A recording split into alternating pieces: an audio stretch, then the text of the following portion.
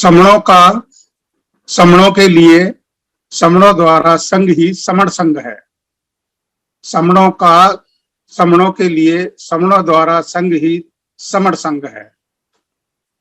भारत का संविधान भारत का सर्वोच्च विधान है, क्योंकि आज 26 अक्टूबर है और हर 26 तारीख को संविधान विशेष होता है जूम मीटिंग के अंदर। इसलिए मैं आज संविधान पर कुछ बातें आपको शेयर करूंगा। भारत का संविधान जो है भारत का सर्वोच्च विधान है, जो संविधान सभा द्वारा 26 नवंबर 1949 को पारित हुआ था तथा 26 जनवरी 1950 से प्रभावी हुआ था। 26 नवंबर के दिन भारतीय संविधान दिवस मनाया जाता है एवं 26 जनवरी को भारत में गणतंत्र दिवस के रूप में घोषित किया गया है। यानी 26 जो नवंबर है वो डेट हो जाएगी संविधान दिवस, और 26 जनवरी 1950 को भारतीय संविधान लागू हुआ, वो संविधान को अपना गणतंत्र दिवस रूप में देश में मनाया जाता है। डॉक्टर बाबा साहेब अम्बेडकर को संविधान का वास्तुकार अथवा निर्माता कहा जाता है। भारतीय संविधान सभा के लिए जुलाई 1946 में निर्वाचन हुए थे, यानी संविधान सभा का गठन हुआ था जो कि संविधान को लिखने का काम करेगी।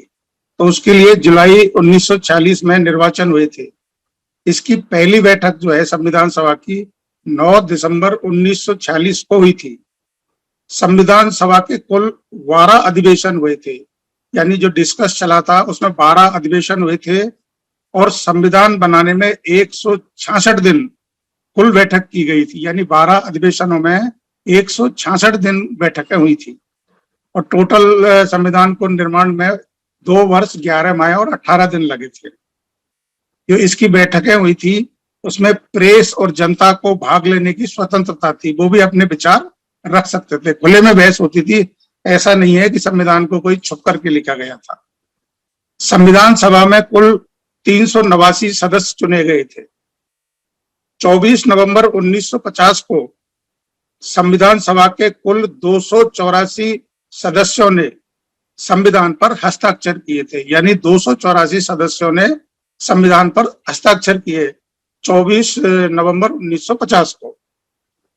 संविधान के उद्देश्यों को प्रकट करने हेतु संविधान में प्रस्तावना का प्रावधान किया गया था। यानी जो भारतीय संविधान की जो प्रस्तावना है तो संविधान के उद्देश्यों को प्रकट करने के लिए लिखी गई थी। प्रस्तावना के नाम से भारतीय संविधान का सार, उसमें लोगों की अपेक्षाएं, उद्देश्य, उसका लक्ष्य तथा दर्शन परिलक्षित होता है। प्रस्तावना यह घोषणा करती है कि संविधान अपनी शक्ति सीधे जनता द्वारा प्राप्त करेगा। संविधान को शक्ति कहां से मिलती है? जनता द्वारा मिलती है। इसी कारण प्रस्तावना हम भारत के लोग इस वाक्य से आरंभ होती है। प्रस्तावना में सबसे पहले आता है we the people of India, या हम भारत के लोग। और संविधान जो अपनी शक्ति लेता है वो भारतीय जनता सर्वोच्च है। संविधान में भारतीय जनता को सर्वोच्च बताया गया है, ना कि प्रधानमंत्री, राष्ट्रपति, संसद, किसी को नहीं, only we the people of India. अगर संविधान में कुछ गड़बड़ी करने की कोई सोचता है तो we the people of India का ये कर्तव्य है कि वो सड़कों पर आए और ऐसे लोगों को नेस्तनाबूद करे और पद से उनको हटाए। तो ये काम जो है वो we the people of India का है। के.एम. मुंशी थे जो संविधान सभा के सदस्य थे, उन्होंने प्रस्तावना को राजनीतिक कुंडली कहा था। के.एम. मुंशी सर ने प्रस्तावना को बोला था राजनीतिक कुंडली, यानी बहुत इंपॉर्टेंट है। सारा की सारा संविधान का जो सार है, जो उद्देश्य है, वो सब प्रस्तावना में समाहित है। 42वें संविधान संशोधन द्वारा, जो कि 1976 में हुआ था, भारतीय संविधान की प्रस्तावना में समाजवाद, धर्मनिरपेक्ष व अखंडता जैसे शब्दों को जोड़ा गया था। यानी 1976 के अंदर 42वां संशोधन है, जो संविधान संशोधन है, जो इंदिरा गांधी के टाइम में हुआ था, जो प्रधानमंत्री थी, उसमें प्रस्तावना में समाजवाद और धर्मनिरपेक्ष एवं अखंडता जैसे शब्दों को जोड़ा गया था। संविधान का जो तीसरा भाग है वो बहुत ही इंपॉर्टेंट है, जिसमें अनुच्छेद 12 से अनुच्छेद 35 तक उसमें नागरिकों के मौलिक अधिकारों का उल्लेख किया गया है। नागरिक का मतलब वो है जो इंडिया का निवासी है, ये विदेशियों के लिए नहीं है। जो कि मौलिक अधिकार जो है, फंडामेंटल राइट्स जो है, वो यहाँ के नागरिकों को ही प्राप्त है, ना कि विदेशियों को।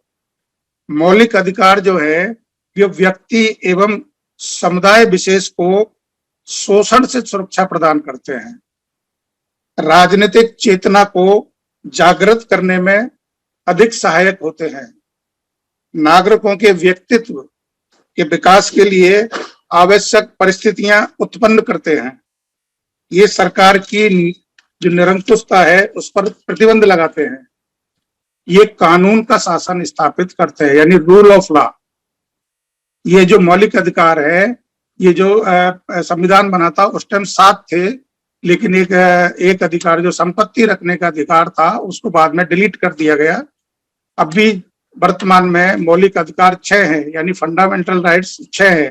पहला अधिकार है समानता का अधिकार, राइट टू इक्वलिटी। दूसरा है स्वतंत्रता का अधिकार, राइट टू फ्रीडम। तीसरा है शोषण के विरुद्ध अधिकार, राइट टू अगेंस्ट एक्सप्लॉयटेशन। चौथा है धर्म की स्वतंत्रता का अधिकार, right to freedom of religion. पांचवा है सांस्कृतिक और शैक्षिक अधिकार, और छठा है संवैधानिक उपचार का अधिकार। ये भी बहुत इंपॉर्टेंट है। अगर कोई भी निचला कोर्ट या कोई भी संस्था है या सरकार है, अगर आपको आपके अधिकारों का हनन करती है तो आपको सुप्रीम कोर्ट के अंदर रिट याचिका लगा सकते हैं, और उस पर सरकार के विरुद्ध भी सुप्रीम कोर्ट निर्णय ले सकता है। अब संविधान, जो भारत का संविधान है, उसकी विशेषता है बहुत सारी। सबसे प्रमुख विशेषता है भारतीय संविधान की कि वो संघीय ढांचा है। वो एक संघीय ढांचा है, यानी कि वो राज्यों का संघ है, ना कि राज्यों का संगठन। कभी भी संविधान के लिए, संविधान में फेडरल शब्द का, संघ के लिए फेडरल शब्द का इस्तेमाल नहीं किया गया है, खाली यूनियन शब्द का इस्तेमाल किया गया है। यानी किसी भी राज्य को भारत से अलग होने की स्वतंत्रता नहीं है। कोई भी जो राज्य है भारत से अलग हो ही नहीं सकता, ऐसा कोई प्रावधान ही नहीं है। भारतीय संविधान की प्रमुख विशेषता है, उनके बारे में मैं थोड़ा थोड़ा बताता हूँ। पहली विशेषता है, भारत का जो संविधान है सबसे लंबा एवं लिखित संविधान है। वर्ल्ड के अंदर सबसे लिखित संविधान है और सबसे बड़ा संविधान है। दूसरी विशेषता है, विभिन्न स्रोतों से इसमें जो प्रावधान है विभिन्न स्रोतों से इकट्ठे किए गए हैं, लिए गए हैं। तीसरा है, कठोरता और लचीलेपन का मिश्रण है। ये बहुत कठोर भी है, जिस प्रकार से राज्य भारतीय संविधान से अलग नहीं सकते, तो वहां ये बहुत कठोरता हो जाता है, और बहुत लचीला भी है। चौथा है संघीय व्यवस्था। पांचवा है सरकार का संसदीय स्वरूप, यानी जो गवर्नमेंट ऑफ इंडिया है वो डेमोक्रेटिक, पार्लियामेंट्री डेमोक्रेट है, जो कि ब्रिटेन में जो लागू थी उसको एडॉप्ट किया गया है, ना कि अमेरिका वाली सिस्टम को एडॉप्ट किया है भारतीय संविधान के अंदर। छठा है संसदीय संप्रभुता और न्यायिक सर्वोच्चता का संश्लेषण। सातवां है कानून का शासन है, यानी यहाँ कानून द्वारा शासन होता है। किसी के कोई मुंह जवानी या पुराने जो भी नियम और थे, जो भी ऐसे कानून थे जो कि मानव को मानव से नीचा दिखाते हैं, उसका शोषण करते हैं, उन सबको विलुप्त कर दिया गया है, और यहाँ कानून का शासन संविधान द्वारा स्थापित किया गया है। आठवां है एकीकृत और स्वतंत्र न्यायपालिका, क्योंकि भारतीय जो सुप्रीम कोर्ट है, इंडियन सुप्रीम कोर्ट है, वो सर्वोच्च संस्था है कानून की, जो कानून का पालन करती है, भारतीय संविधान के उल्लंघन को रोकती है। और नौवां है मौलिक अधिकार है, यानी यहाँ फंडामेंटल राइट्स है, जो कि सरकार पे भी अंकुश लगाते हैं। 10वां इसकी जो विशेषता है वो है राज्य के नीति निर्देशक तत्व, directive principles of state policy, जो कि सरकार को ये निर्देश देते हैं कि आपको नागरिकों के उन्नति के लिए, नागरिकों के अधिकारों के लिए आपको काम करना है।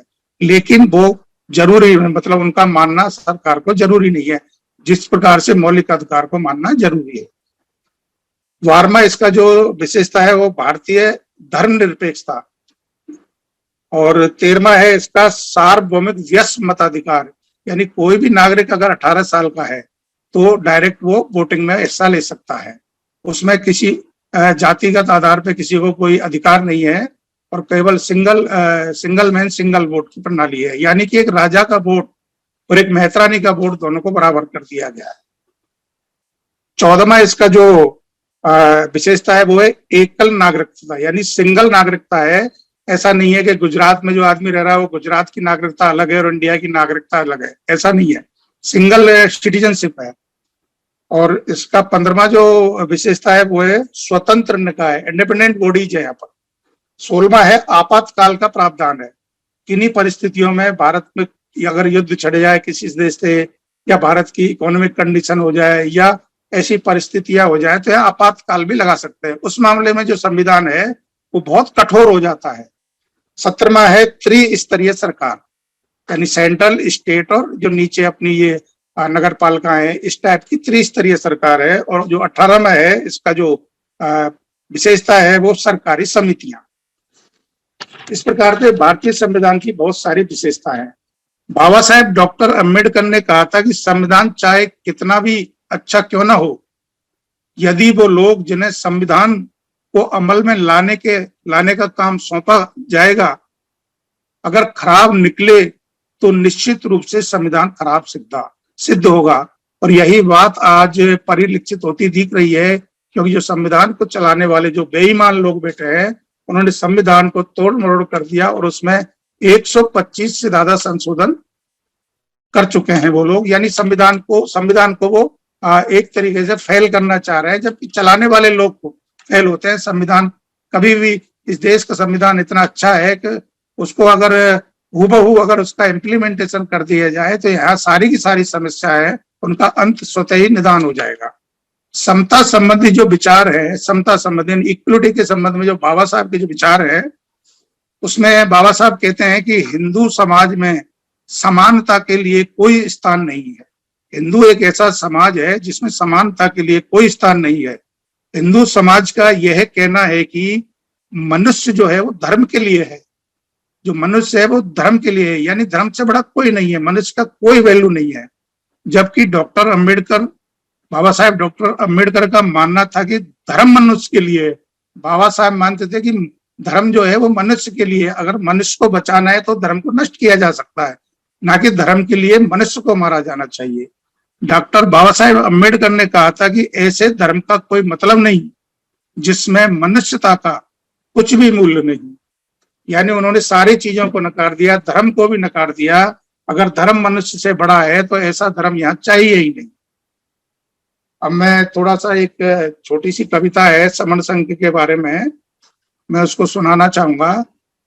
समण संघ के पथ पर बढ़े चलो, समण संघ के पथ पर बढ़े चलो, भला हो जिसमें समण का वो काम सब किए चलो, भला हो जिसमें समण का वो काम सब किए चलो, युग के साथ मिलके सब कदम बढ़ाना सीख लो, युग के साथ मिलके सब कदम बढ़ाना सीख लो, एकता के स्वर में गीत गुनगुनाना सीख लो, एकता के स्वर में गीत गुनगुनाना सीख लो, भूल कर भी मुख से जाति पंथ की ना बात हो, भूल कर भी मुख से जाति पंथ की ना बात हो, भाषा प्रांत के लिए कभी न रक्तपात हो, भाषा प्रांत के लिए कभी ना रक्तपात हो, फूट का भरा घड़ा है, क्योंकि हमारे 29 लाख संगठन है, जो घड़ा है जो फूट का वो भर चुका है, फूट का भरा घड़ा है, फोड़ कर बढ़े चलो, फोड़ कर बढ़े चलो, समण संघ के साथ समण संघ के पथ पर बढ़े चलो। आ रही है आज चारों ओर से यही पुकार, आ रही है आज चारों ओर से यही पुकार, हम करेंगे त्याग समण संघ के लिए अपार, हम करेंगे त्याग समण संघ के लिए अपार, कष्ट जो मिलेंगे, कष्ट जो मिलेंगे मुस्कुरा के सब सहेंगे हम, कष्ट जो मिलेंगे मुस्कुरा के सहेंगे हम, देश के लिए सदा जिएंगे और मरेंगे हम, देश के लिए सदा जिएंगे और मरेंगे हम, जुड़ना है जोड़ना है, जुड़ना है जोड़ना है, समण संघ में फिर देख लो, जुड़ना है जोड़ना है, समण संघ में फिर देख लो, समण संघ के पथ पर बढ़े चलो, भला हो जिसमें समण का वो काम सब किए चलो, वो काम सब किए चलो। संगम नमामि नमो बुद्धाय। जय भीम।